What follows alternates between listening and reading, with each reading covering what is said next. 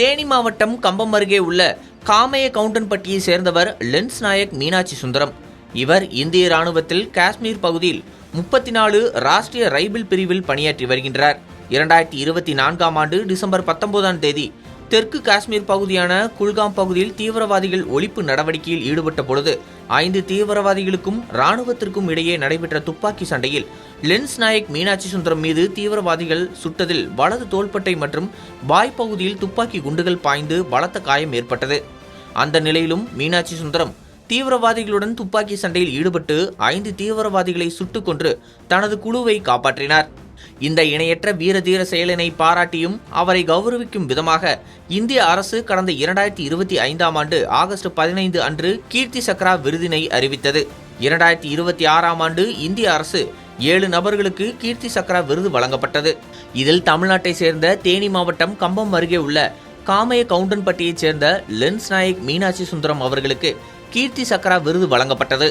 கடந்த ஜூன் 8ஆம் தேதி குடியரசுத் தலைவர் மாளிகையில் நடைபெற்ற விருது வழங்கும் விழாவில் குடியரசுத் தலைவர் திரௌபதி முர்மு லென்ஸ் நாயக் மீனாட்சி சுந்தரம் அவர்களுக்கு கீர்த்தி சக்ரா விருது வழங்கி கௌரவித்தார். அதனைத் தொடர்ந்து பாரத பிரதமர் ராணுவ வீரரை அழைத்து பாராட்டியுள்ளார்.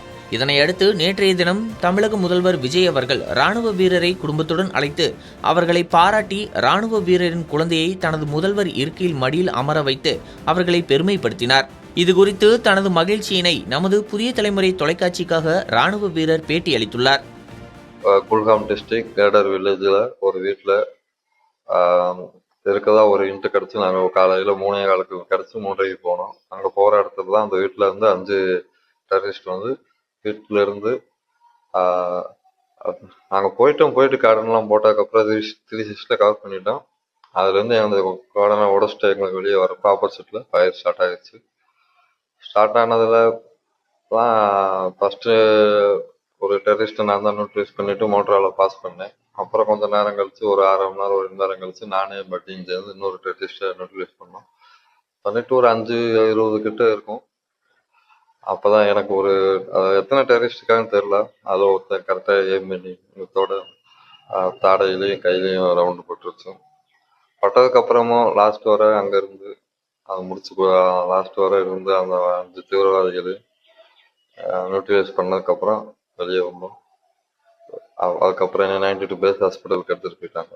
அங்கேருந்து ரொம்ப சிவியராக இருக்குன்னு சொல்லிட்டு டெல்லி RR ஹாஸ்பிட்டலில் பை ஏர் கூட்டு போயிட்டாங்க ஆர்மி ஃப்ளைட்டில் வச்சு. அங்கே ஒரு 4 மாதம் ட்ரீட்மெண்ட் போச்சு. 5 சர்ஜரி கிட்ட முடிஞ்சிச்சு. கையில் 2 சர்ஜரி, இன்ன வரைக்கும் 7 சர்ஜரி ஆச்சு. இன்னொரு 3 சர்ஜரி சொல்லியிருக்காங்க, 3-2 சொல்லியிருக்காங்க. அதை பண்ண போகிறோம். அதுக்கப்புறம் இது நடந்து அதுக்கப்புறம் 15 ஆகஸ்ட் 2025 சுதந்திர தின ஆண்டு Indian president Droupadi Murmu madam எனக்கு கீர்த்தி சக்ரா என்ற ஒரு gallantry award, peace time gallantry 2nd highest gallantry அவார்டை எனக்கு அலாட் பண்ணாங்க. அலாட் பண்ணதுக்கப்புறம் ஒரு 7-8 மாதம் கழிச்சு இப்போ அவங்க ராஷ்டிரபதி பவனுக்கே கூப்பிட்டு எங்கள் குடும்பத்தார், எங்கள் அப்பா, நான், என் ஒய்ஃபு, குழந்தையெல்லாம் கூப்பிட்டு அங்கே ராஷ்டிரபதி பவனில் எனக்கு அந்த மெடலில் வச்சு கௌரவிச்சாங்க. அதுக்கப்புறம் 15ஆம் தேதி நம்ம தமிழ்நாடு முதல்வர் CM சார் கூப்பிட்டு அங்கே தலைமைச் செயலகத்திலேயும் வச்சு எங்கள் ஃபேமிலி, எங்கள் அப்பா எல்லாரையும் நான் கூப்பிட்டு கௌரவிச்சார் சார். நம்ம தமிழகத்துக்கே பெருமைன்னு சொன்னார். உடம்ப பார்த்துக்கங்கன்னு சொன்னார். ரொம்ப சந்தோஷமா இருக்கும் உங்களை பார்த்ததுலன்னு சொன்னார்.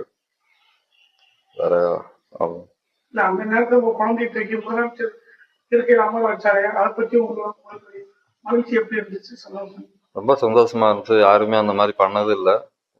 அவரு குழந்தைய கூப்பிட்டு CM சீட்ல அவரு உட்காந்து பேசுனது ரொம்ப சந்தோஷமா இருக்கு.